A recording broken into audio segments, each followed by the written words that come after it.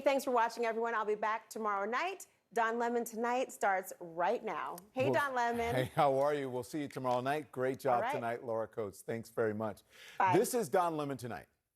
Devastating testimony from the January 6th committee hearing on Donald Trump's relentless campaign to pressure the vice president, former vice president Mike Pence, to overturn the 2020 election. And it all came from Trump's inner circle, White House staffers and attorneys and aides to Pence as well, saying this, that Trump was warned repeatedly that Pence had no authority to toss out the results, and that a scheme to do so, hatched by conservative law professor John Eastman, was bogus and it was unconstitutional. Witnesses testifying that Trump went so far to badger and belittle Pence in a phone call on the morning of January 6th, just hours before the deadly insurrection. Listen to this. So then you said at some point there's a telephone conversation between the president and the vice president. Is that correct? Yes. When I entered the office the second time, he was on the telephone with who I later found out to be was the vice president. Could you hear the vice president or only hear the president's end? Only hear the president's end. And at some point it started off as a calmer tone and everything, and then became heated. The conversation was pretty heated. Did you hear any part of the phone call, even if just the end that the president was speaking from? I did, yes. All right, and what did you hear? So as I was dropping off the note, I remember hearing the word wimp. Either he called him a wimp. I don't remember if he said, you are a wimp, you'll be a wimp. Wimp is the word I remember. It's also been reported that the president said to the vice president that something to the effect of, you don't have the courage to make a hard decision. Worse, I don't remember exactly either, but something like that, yeah. You're not tough enough to make the call. Something to the effect, the wording's wrong. I made the wrong decision 4 or 5 years ago. And the word that she relayed to that the president called the vice president, I apologize for being impolite, but do you remember what she said her father called him? The P word. Well, there's much ground to cover on the extensive testimony at today's hearing, so I want to turn right away to CNN's chief political analyst, Gloria Borger, Olivia Troy, the former Homeland Security and COVID Task Force advisor to Vice President Pence, and counterterrorism analyst Philip Mudd, also with us, CNN political commentator Scott Jennings. Good to see all of you. Good evening. Thanks for joining. Gloria, you first. That heated phone call between Donald Trump and Mike Pence on January 6th, I mean, we see the photos. The idea that Trump was still bullying and pressuring his vice president, knowing the plan to overturn the election was illegal, it is stunning. Yeah, it is stunning, particularly since there was no more loyal a vice president in the world than Pence was. I mean, remember how he spent years telling us we all stood on the broad shoulders of Donald Trump? Remember that? And, you know, I was talking to some people on the committee, and they said, look, it seemed a little bit as if for a while Pence was looking for a way to figure out how maybe he could make Trump happy. Maybe there was some way to work this out. And, of course, after he talked to legal scholars and his own counsel, he discovered there wasn't, that it would have been illegal. And Trump knew that he had lost the election, knew that he was asking his vice president to do something that was completely illegal, and decided he still would bully him up until the very last minute when he tweeted about him before that crowd, and then the crowd invaded the Capitol. Yeah. But listen, we shouldn't be so surprised by it, and I don't think Pence probably should have been either, knowing the history of Donald Trump over the years. Olivia, I want to come to you because you were in that hearing room today. Trump calling your former boss, the Vice President Pence, a wimp. Another witness said that he was told that he called him pussy. I mean, this call was scathing. It makes it really clear how intense the pressure was that Pence was facing that morning. Yeah, no doubt. And look, this pressure went on for days, right, in the lead up. And the worst part of it, it was not only internal, it was external facing as well, with all of these multiple layers of actors. And also, never mind the coordination of getting this message out of the potentially stolen election, supposedly, to domestic extremist groups who were being called to arms that day on January 6th and directly putting Mike Pence's life at risk, all as a result of all of these things going on behind the scenes. And I'm just grateful that in that moment, Mike Pence did hold the line for our democracy, and he did, stand up and held up his oath to the Constitution. Scott, you know what's clear here, and that is how little concern that the former president had for the former vice president's safety. I mean, even after Trump was informed about the violence on the Capitol, knowing his VP is there and in danger, he tweeted about Pence's lack of courage and the rioters reacting. Watch this. Here is what the president wrote in his 2:24 p.m. tweet while the violence at the Capitol was going on. And here is what the rioters thought. Nothing but a traitor, and he deserves to burn with the rest of them. So it's all escalated after Pence. What happened to Pence? Pence didn't do what we wanted. Pence voted against Trump. Okay, and that's when all this started? Yep, that's when we marched on the Capitol. We've been shot at with rubber bullets, tear gas. We just heard that Mike Pence is not going to reject any fraudulent elector votes. That's right. You've heard it here first. Mike Pence has betrayed the United States of America. Mike Pence has betrayed this president, and he has betrayed the people of the United States, and we will never, ever forget. It's real simple. Pence betrayed us, which apparently everybody knew he was going to, and the president mentioned it like 5 times when he talked. So the committee detailed how after Trump's 224 tweet, the tweet at 224, that the crowds outside and inside the Capitol surged. They heard that. I mean, do you think they heard that as a call to action, Scott?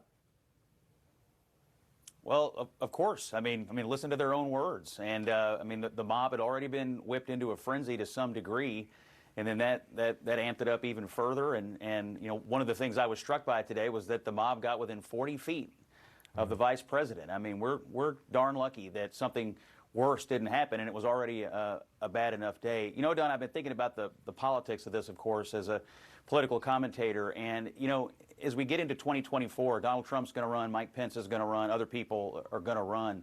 One of the first questions in this campaign, in a debate somewhere, is going to be, would you have done what Mike Pence did the day he turned away Donald Trump's entreaties to overturn this election? And I want to know what all those candidates are going to say to that question. Trump's going to put them on the spot. A reporter or a moderator is going to put them on the spot.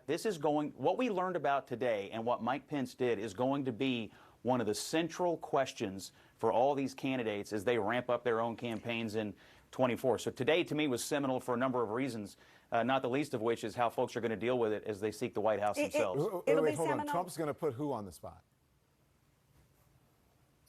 He's going to put anybody who runs against him on the spot. I'm telling you that if he and Pence are on a stage somewhere together, he's going to put Pence on blast again, and he's going to demand answers out of everybody. This debate, this idea that Mike Pence did his duty versus Trump's version of events where Mike Pence is a traitor, this central debate to me is going to be one of the defining items of the presidential primary in 2024. This is a big deal.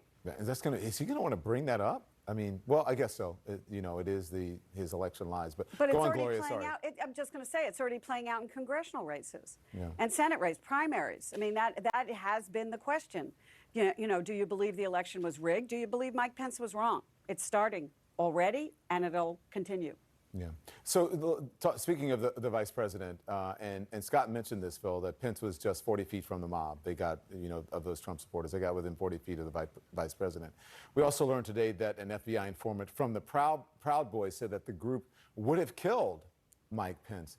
Did the committee connect the dots between Trump and an actual threat to the vice president's life? Boy, I think that's a really difficult connection to make. Look, if you're sitting in the seat of Mike Pence, you don't know what's going on. I think one of the things going forward into a political campaign is people saying, what did Mike Pence do? Would I have done that? Let's assume, and I think this is a safe assumption, he doesn't know what's going on. He's sitting there saying, if I leave, I appear to be weak.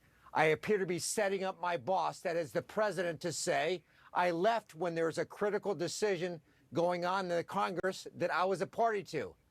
I think Mike Pence wins this one because of a basic question, Don, and that is, if you go out saying, what would I have done in Mike Pence's position, the answer is the tough guys stay and deal with the situation. That's what Mike Pence did. Yeah. He didn't walk away. That's the answer.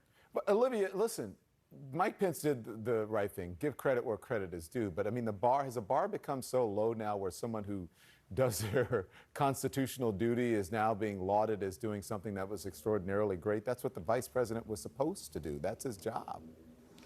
You're right. He did his duty that day, and that's what he did, certainly. And look, I've had I've been critical of my former boss when he's tried to be half in and half out in MAGA world still, right? In the aftermath, he was still going along with the election integrity narrative, which we can clearly see stems from this ongoing discussion internally in the White House at the time of how to do this illegal act. And so when you draw the thread and you pull the thread a little bit and you draw it across the narrative, this thing is still living still today. I mean, you watch it play out in the threats to Mike Pence's life on January 6th and to the leadership of our country. But this threat is still looming across our country because there's several people out there either being installed in critical positions for future elections, or they're running for office, and they're still pushing and running off of the fact that they are telling people that the election 2020 was stolen from them. Yeah. And so I think that is the question for Republicans today. They've seen that Trump has no loyalty. He will send a mob to his own vice president for the sake of obtaining power. Yeah, and they all know this. And you're right. I think we should also be cognizant of the fact that in considering what's happening with these election laws all around the country, there are going to be many people who are put in the same position or similar positions as Mike Pence, right? Look at what we're having in one state now where they won't even certify the election. So I think we're going to be seeing a lot of that, and that people are going to have really the courage to be able to stand up and do what is their constitutional duty, as what Mike Pence did. Gloria, I want to play some more and get your response to this. Is a committee. They're explaining Trump's eclipse speech. Initially, he didn't even include the attacks on Pence. Watch this. Right. Our investigation found that early drafts of the January 6th ellipse speech prepared for the president included no mention of the vice president. But the president revised it to include criticism of the vice president and then further ad-libbed. Here is what the president said on January 6th after his call with Vice President Pence. I hope Mike is going to do the right thing. I hope so. I hope so. Because if Mike Pence does the right thing, we win the election. All Vice President Pence has to do is send it back to the states to recertify. And we become president, and you are the happiest people.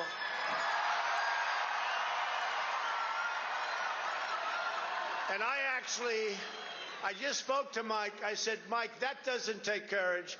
What takes courage is to do nothing.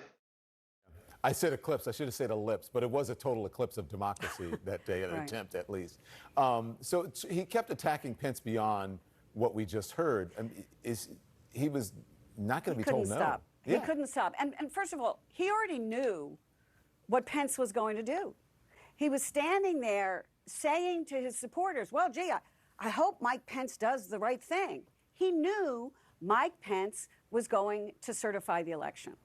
So purposefully, he was lying to his supporters because he knew what Pence was going to do, and he was revving them up because that is exactly what he wanted to do. And there's now a picture that I'm assuming will become iconic of somebody giving Pence a cell phone and him watching the president give that speech. I don't know if it was in real time or YouTube or whatever, but him watching the president at some point do that. I believe it was a YouTube. But you know, so Pence, Mr. Loyal, is watching the president lie, knowing what he told the president, knowing that the president called him a wimp and everything else, and then pretty soon his life is going to be, you know, at stake here. He's going to be 40 feet away from, you know, the rioters, and he's going to be stuck in that basement for 4 hours, and he's not going to get one phone call, not one phone call from the President of the United States. Yeah, he's standing at, looks like the loading dock. A loading, Yeah, some, at the, right, in a garage, and he's on the phone, and then he's also looking at the phone as well as to what you were saying, Gloria. I want everybody to stay with me because we have much more ahead of our coverage of the testimony from today's January 6th committee hearing. One person behind the plot was ready and willing to accept violence as an effect of it.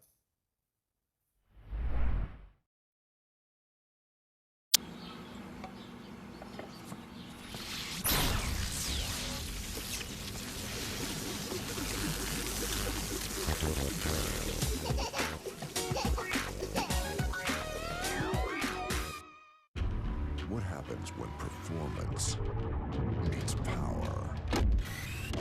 You try crazy things because you're crazy and you like it.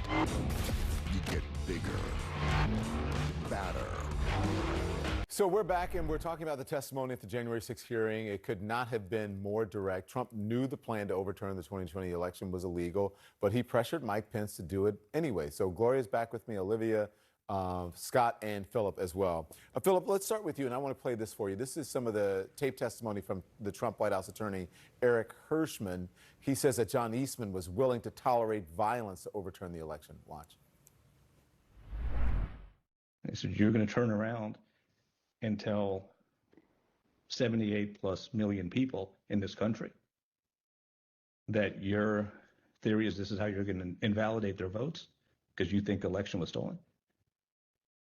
And I said, they're not going to tolerate that. He said, you're going to cause riots in the streets. And he said words to the effect of there's been violence in the history of our country, Eric, to protect the democracy or protect the republic. So, Phil, what he's talking about here is John Eastman, the lawyer, advising the president. But is it clear to you that Trump was also willing to accept violence to stay in power? Heck no. There's two questions here. There's a question of whether I think the president did the right thing. No. There's a question of what I think the Department of Justice will do. Let me give you a couple perspectives, Don. Number one, what's the likelihood you could win a conspiracy case? That is a really difficult case to prove. Not only what happened, but what people were thinking when they went down the path that happened on January 6th. Very difficult to prove. That's going to take a lot of people and millions of dollars to pursue. So let's guess that you don't win that case. If you don't win that case at the back end, if you're the Department of Justice, Merrick Garland, the Attorney General, you are perceived to be someone who's pursuing Donald Trump because you have partisan political interests. I'm not saying that Trump did the right thing. I'm not saying that the case is the wrong thing. I'm saying if you're at the Department of Justice, the likelihood you win that case is low. The risk of losing that case is high. I wouldn't pursue it if I were the Attorney General. Even if people are telling you what they thought and they're telling you that they were inspired to act by the former president? The president's going to say, my advisors told me I won. I thought I won. That wasn't a conspiracy. No, but none of his advisors told him that he won. Not one of his advisors told him he won. Don, you've got to go not to the court of public opinion, but to the court of law. No. Hold on. You're not hearing what I'm saying. I'm hearing. Every single person who testified, his advisors told him, and I'm not saying you're wrong. I'm saying on this one, every advisor, on this one you're wrong. Every single advisor told him that he lost. No, you're wrong. The only people who told him that he won was Rudy Giuliani and the crazy, the voting box people. Don't you think the defense can find witnesses who said the president thought that he won? Come on, Don. The defense is going to find people who said the president believed he was right. How can this be a conspiracy if the president said he was trying to defend democracy? You didn't ask me. We didn't talk about. You said that the president's advisors told him that he won. Not one Correct. of the president's advisors told him he won. I don't buy it. I'm going to tell you, defense attorneys are going to find people who say the president thought he won. Fine. Okay. Let's go, Don. Come on. No, I just don't see how. And when he had 60 different court cases, there is no way in hell that he thought that he won, and no one with any sense told him that he won. You're not making sense. I'm sorry. You're not making sense right now, Phil. All right, you lose, but go ahead. All right. Show me the evidence. Present to me one person who told him that he won, an advisor. Which advisor told him he won? I'm just saying, are you going to tell me, Don, are you going to tell me, yes or no, that you cannot find a defense witness who says the president thought he won? I'm not saying you can't yes find no? one, but to this point, Oh, there isn't come on, one. Don. There is not one. I'm asking you to tell me one person who's told, one advisor, legitimate advisor who testified to the committee, they told him that Donald Trump won. Because they told the committee something different than they told the president. Phil, come on. Come on, man. You're fishing for... Oh, did you read the press reports about the difference between what people said 2 years ago? It's not about the what press they said reports. today. I read the evidence. The evidence come that's on. presented. You're wrong. Okay, fine. If that makes you happy, then you're doing exactly what Trump and Giuliani did. So if that makes you feel good, then yes, go ahead. I am. So Scott, another wild moment for Pence attorney Greg Jacob talked about a conversation that he had with John Eastman on January 5th. Eastman makes this distinction between Pence's authority to overturn the election and whether Democratic vice presidents could do the same. Watch that. You weren't jumping up and saying Al Gore had this authority to do that. You would not want Kamala Harris to be able to exercise that kind of authority in 2024 when I hope Republicans will win the election, and I know you hope that too, John. And he said, absolutely. Al Gore did not have a basis to do it in 2000. Kamala Harris shouldn't be able to do it in 2024, but I think you should do it today. Is there anything that you can take from that other than he knew it was wrong and illegal and he wanted them to go along with it in any way? Are you gonna put me on the spot like Phil just did? No, I'm going to be short and sweet and tell you, A, he knew he was wrong. B, we know he knew he was wrong because he asked for a pardon. And C, if you want to make this relevant to what's going on in Congress today, it is past time for Congress to reform the Electoral Count Act and make crystal clear that the vice president's role in all this is purely ceremonial, because obviously people were trying to, fool around with this law, and it could be updated. I know there's a bipartisan group working on it in the Senate. Go ahead, pass the reforms, take this off the table. So, it's inconceivable to me that someone this Looney Tunes got this close to the President of the United States, but at least we can prevent it from happening again. Hey, Phil, what Scott said. So let's... So, Olivia, you know Mark Short. You know Greg Jacob. You worked for the vice president, and all these people knew that this scheme was happening and that it was illegal. Why didn't they speak up at the time? I gotta say, as someone who was very outspoken prior to this day, it makes you wonder. When all of these people knew and witnessed this, why didn't they come forward? And for the sake of Greg Jacob, I did work with him. He has tremendous integrity. He was one of my closest colleagues on the staff, and he showed that integrity on a daily basis. And so I am grateful that someone like him was there in this moment to help Mike Pence navigate the situation. Imagine what would have happened if someone like Greg Jacob wasn't there, if someone wasn't there to help push back on these people. That's why, the service of these people does matter in the moment, especially. Imagine what would have happened if it was Eastman instead, kind of enabling the whole process and not holding the line. And so I think you're hearing their voices now. I think these hearings are critically important because of that, because I think Americans out there, they need to hear from these people who were firsthand witnesses of just how bad it was. And again, these are Republicans talking, right, coming forward and saying, this is what it was. Everyone knew that this was illegal. They were pressuring Pence to do this thing. And I'm grateful that, we are very lucky that it could have been worse. It could have been that much worse. Gloria, I have a question for you, but let me just ask Olivia. Were they just scared? I mean, this is a simple answer. Maybe they were just afraid. Yeah, so I did want to get to that, actually, because part of the reason that I was there today was really in support for someone like Greg Jacob, because I know how hard it is to come forward, and I know the wrath that comes your way. There's no doubt that these people are going to get death threats now that their names are known. Right. And when you see someone like I'm glad me you're saying this. Yeah, come forward, they watched what happened to me. Yeah. They saw, the wrath and the ire that comes with telling the truth. And that's what these people are doing. They're just telling the truth. Gloria, that's very real. What, you know? Yeah. Look, absolutely. And the thing that it makes me think about is people who have talked about being in the administration after they've left and said, the reason I stayed was because I needed to be a guardrail. We were the guardrails in the Trump administration. But when you really lift the veil, as this committee has done, you see that people weren't guardrails. People, the president said the election was stolen. He let all these outsiders in, and they were there, and there was nothing they could do about it until the very end, when there was no other choice, when democracy was at stake, when there were rioters on the steps of the Capitol, but when you look at how the president was able to surround himself with outsiders and push away most of the insiders, say, except maybe for the White House Chief of Staff, you kind of begin to understand how the guardrails, when it came to Donald Trump, really didn't matter. And there's one more thing I want to say. That picture I was talking about before was not of the president at the ellipse that Pence was looking at on somebody's iPhone. I believe it was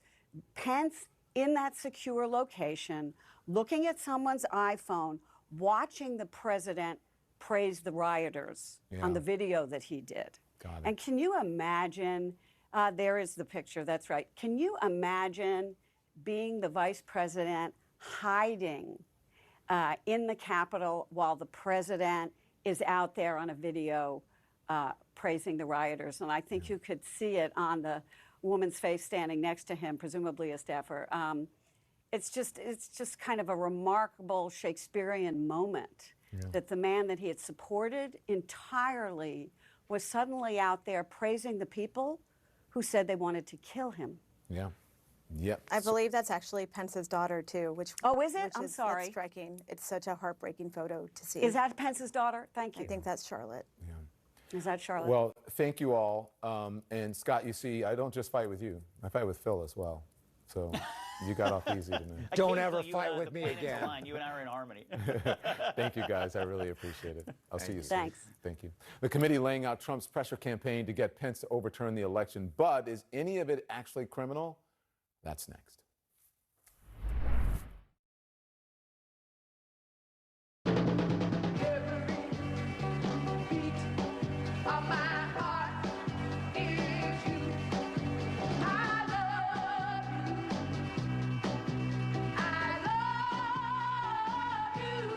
This is a tale of two kitties. This kitty uses ordinary litter. This kitty uses pretty litter, the world's smartest cat litter, and it's delivered right to your door. Its ultra-light, super absorbent formula traps odors, and it does something no ordinary clay litter can do. Pretty Litter's color-changing crystals make it easy to monitor your cat's health, helping to avoid